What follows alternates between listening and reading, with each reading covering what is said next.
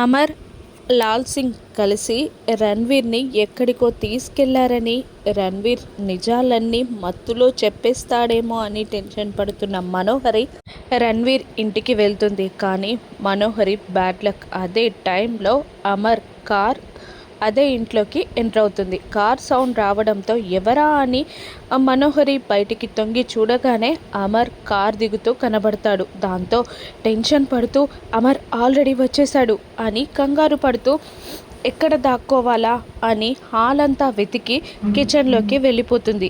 ఇక లాల్ సింగ్, అమర్ ఇద్దరూ కలిసి రణ్వీర్ని లోపలికి తీసుకొస్తారు. లాయర్ని చూస్తూ అక్కడ సోఫాలో రణ్వీర్ని పడేస్తారు. అమర్ లాయర్ని ఇలా అడుగుతూ ఉంటాడు.